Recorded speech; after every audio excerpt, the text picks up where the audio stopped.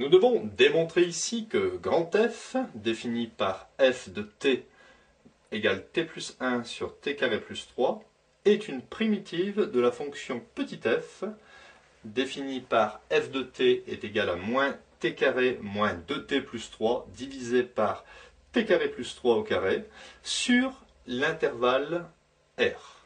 Alors, pour que f soit une primitive de petit f, il faut que f' de t soit égal à f de t. Je vais donc simplement calculer la fonction dérivée ici correspondant à la fonction grand F et je vais devoir retrouver par simplification ici l'expression de f de t. Donc grand F se présente comme u sur v.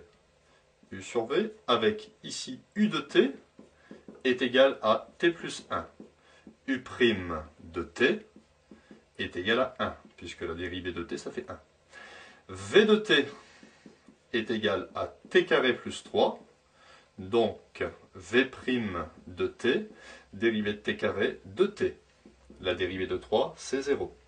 Je vais donc appliquer pour les fonctions ici qui s'écrivent u sur v, la formule de dérivation des quotients, et f', grand F', sera égal à u'v moins uv' divisé par v carré. Donc, f' de t sera égal u'v, donc une fois t carré plus 3, ça me donne t carré plus 3, moins uv', donc moins 2t, facteur de t plus 1, le tout sur v au carré, c'est-à-dire t carré plus 3 au carré.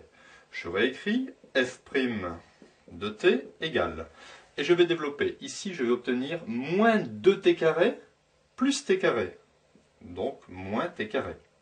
Moins 2t fois 1, moins 2t, et il me reste plus 3, divisé par t carré plus 3 au carré. Et je m'aperçois que f', grand F' de t, est égal exactement à l'expression de petit f de t. Je peux donc en conclure que grand F est bien une primitive de la fonction petit f sur cet intervalle.